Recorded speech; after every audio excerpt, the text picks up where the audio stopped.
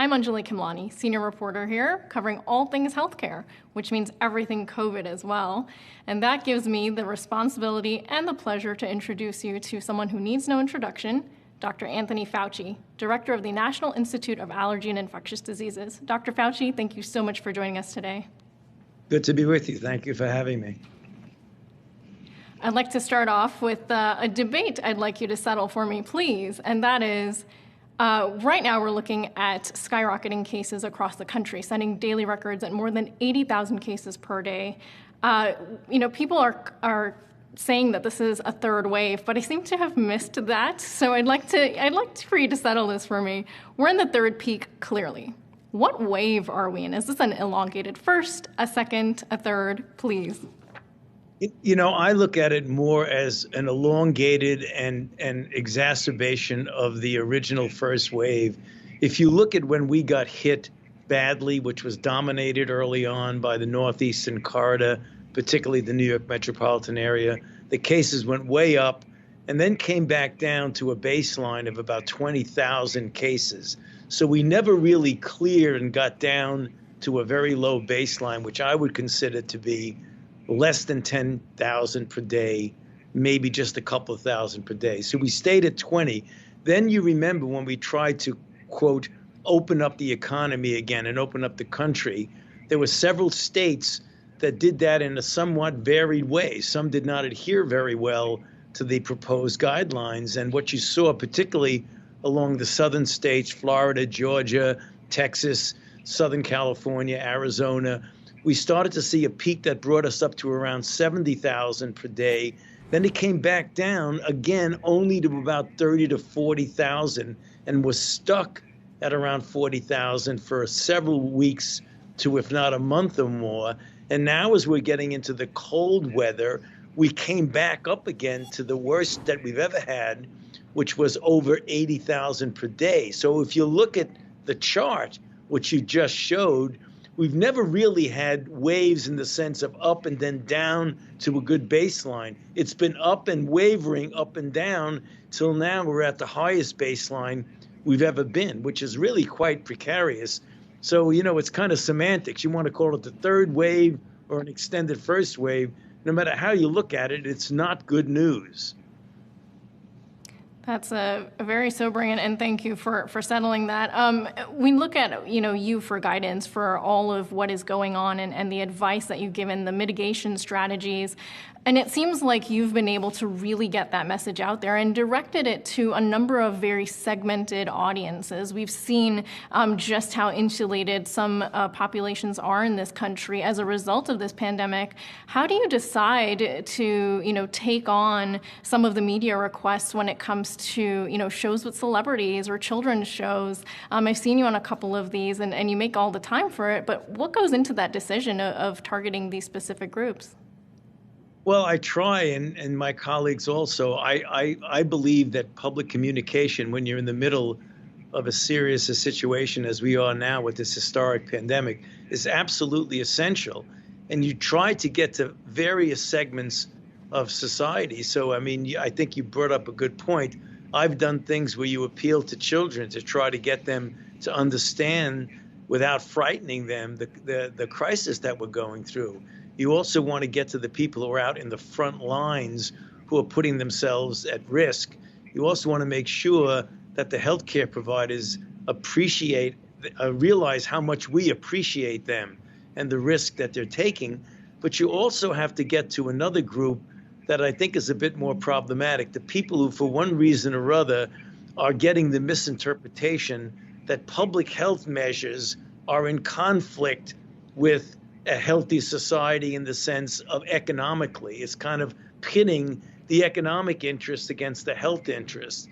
And I try and get the point across as often as I possibly can that we shouldn't look as public health measures as something that's an obstacle to the economy. It's a safe and prudent way to get the economy open again. We're not talking about shutting anything down. Because often when people hear you want to implement things like universal wearing of masks, physical distance, avoiding crowds, that we're talking about the extreme of shutting society down. We absolutely are not talking about that.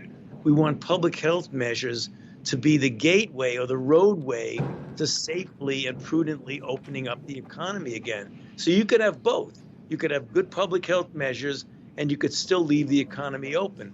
But when you do extremes, when you say either shut down or do anything you want to do, it doesn't work that way. There's got to be a mean in the middle there where you can do both.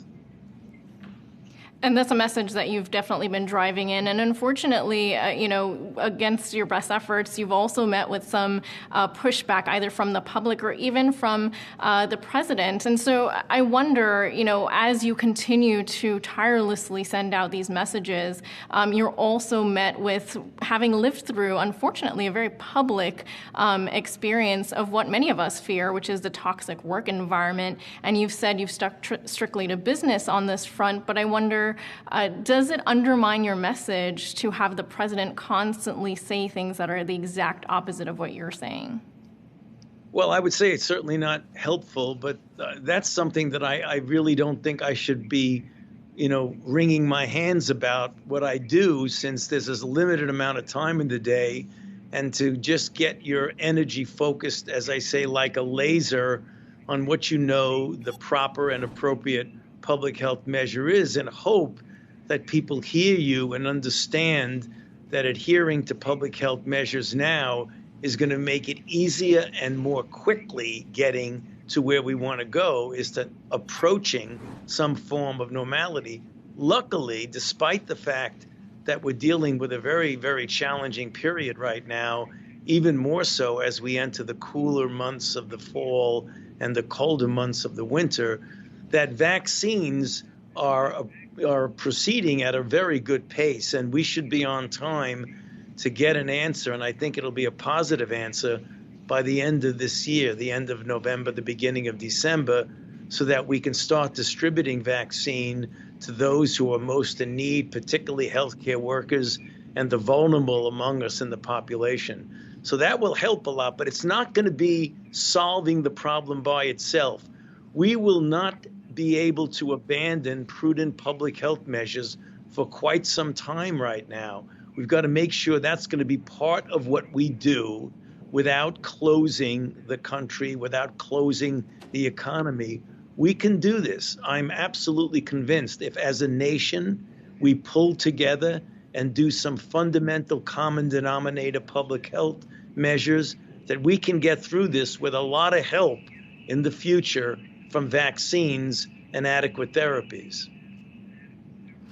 I'm glad you brought up the vaccines, because that's definitely something, everyone is focused on, especially as we know the deadline is coming to get some of those interim results and first looks at the data. I wonder about the effectiveness. That's something that has been a topic of conversation, and I've heard a broad range of commentary from, it will block the virus entirely to it will simply diminish, the most severe cases. And if anyone experiences the virus, it will actually just be a sort of a milder version. So based on what you know right now and what you're seeing, do you anticipate that the first sets of vaccines out the door will be more of a less effective blocker of the virus? Well, that's a great question, and that's the primary endpoint of most of the virus, is to prevent clinical disease, to prevent symptomatic disease, not necessarily to prevent infection. That's a secondary endpoint. But the primary thing you want to do is that if people get infected, prevent them from getting sick. And if you prevent them from getting sick, you will ultimately prevent them from getting seriously ill.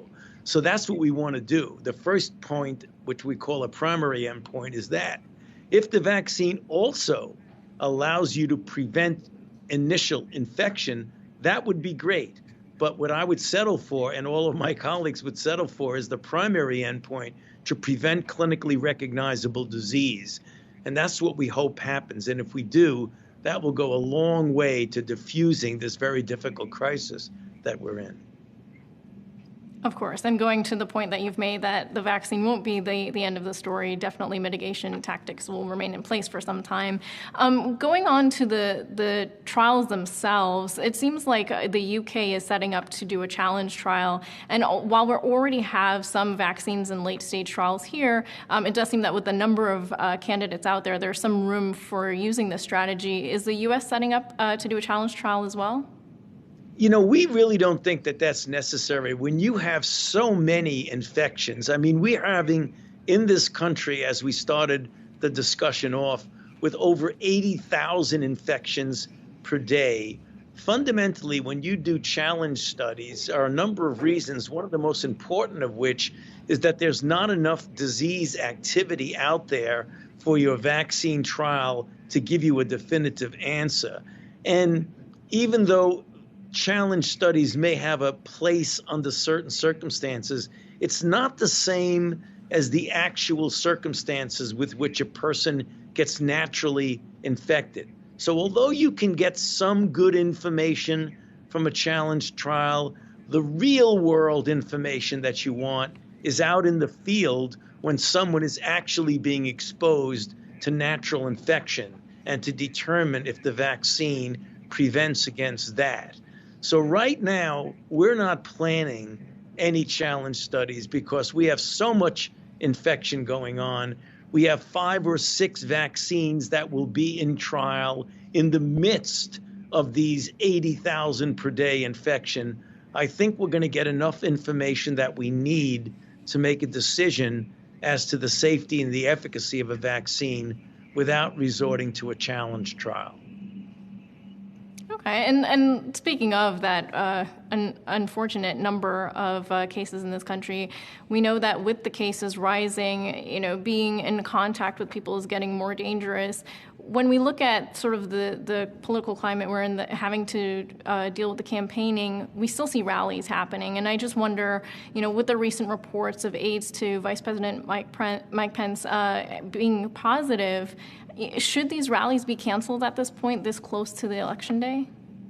Well, I'm not going to comment on whether this or that rally should be canceled, except to repeat what I've said many, many times, and I'll repeat it here, that we should avoid as best as possible congregate settings where you have people who are crowded together.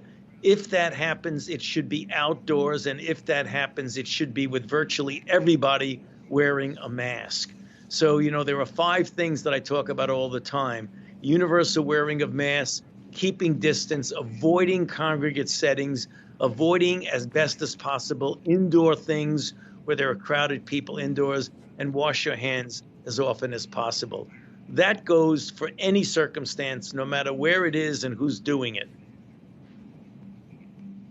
Speaking of the campaigns, we know that election day is near, and there is either going to be a continuation of this administration or a change. I just wonder what that means for you and your work, what a continuation of the Trump administration means versus what expectations you have of a Biden administration when it comes to dealing with the coronavirus. Well, from my standpoint, I'm going to be continuing to do exactly the same things that I'm doing right now, putting a lot of effort into getting safe and effective vaccines, as well as better treatments. We have some good treatments. We can do better. We have a number of clinical trials that are going on for early infection to prevent the need for hospitalization. That's not going to change no matter what administration is in. And my message, which is a consistent message, will not change because it really transcends whatever administration. The message is the same: the kind of prudent and careful public health measures that I believe will be able to contain the surges that we're seeing right now. None of that's going to change. It seems like whatever you do does have some level of insulation from some outside forces. We've unfortunately not seen that with the FDA and CDC. And going global, we've also seen the U.S. sort of miss out on participation with some of these vaccine efforts and other responses. I just wonder, we heard Bill Gates earlier talking about how China is not, in fact, in the driver's seat when it comes to the vaccine. But when it comes to the work that your agency can do, if a country like China does in fact get more attention, does that sway the ability of the U.S. and your agency specifically to do research going forward, to have a commanding voice on the response to the virus? Not at all. I mean, the NIH and our biomedical research community has always been, is now, and I hope will always be, the dominating biomedical research force in the world. And just about everybody admits that. That's not changed. Whether China does what China wants to do or Russia does what Russia wants to do, what we do with regard to science, the development of therapeutics, the development of vaccines, is something that the world has always looked upon us for leadership, and it continues to this day. When you talk to some of your foreign peers, I'm sure you're in constant contact. Is there anything that we could be doing better and should be implementing, or other strategies that we haven't tried yet?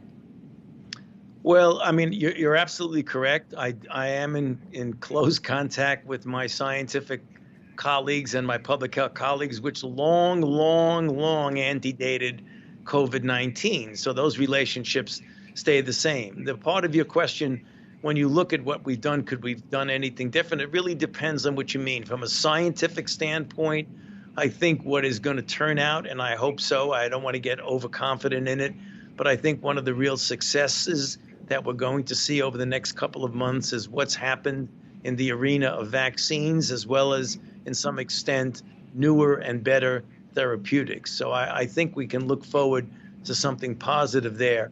Could we have done things better from a public health standpoint? Of course. Whenever you're dealing with a very difficult situation like that, you can always look back and say there were things that we could have done better and that we should have done better. But that's just the nature of the situation we're in. I think anyone who says, no, we've done everything perfectly is really not looking at the reality of the fact that when you have such challenges like that, whether you're in Europe or in Asia or in the United States, we could always look back and say we could have done a better job. Certainly, and with the changing information, I've said often we are watching the scientific process, under a very public light in a way we never have before, and I think everyone's privy to that now. Looking at some of the things we've learned, I think this is something that still weighs on some people's minds. Or what exactly should we be doing? So, for example, bringing your groceries in, is that something that you should still be wiping down your mail? What do you do, Dr. Fauci? I get asked that question all the time. Well, we know that this virus overwhelmingly, predominantly, is transmitted by the respiratory route, by either droplets that are large enough, essentially, to travel to get to someone's nose, eyes, mouth, or aerosol a little bit. We don't know exactly what the extent of the aerosol is. We know it does play a role. Exactly how much is still being worked out. We also know that the virus can live on inanimate objects. But if you look at the transmissibility, the epidemiology that we have a lot of experience now, that is very likely a very, very minor aspect of transmissibility. We can't say it's zero. It certainly is real and is finite, but it's minor. So I think we should spend less time worrying about wiping down a grocery bag than we should about just washing our hands frequently. So you ask me what I do when I come from the grocery store, or when someone gives me a takeout bag, which I do a lot now because I don't go into restaurants and sit down. I want to keep them going financially, so I do a lot of takeout. So I do have a bag that I bring into my house. Instead of worrying about the bag, I'll open the bag and then I'll just wash my hands thoroughly, which is what you should do. I think doing that natural public health measure and not worrying about touching things that might or might not have anything to do with transmissibility, just focus on washing your hands. Well, thank you for answering that one. That was a personal one for me. Dr. Anthony Fauci, thank you again for your time. Director of the National Institute of Allergy and Infectious Diseases and the U.S.'s top epidemiologist. Thank you again. Good to be with you. Thank you for having me.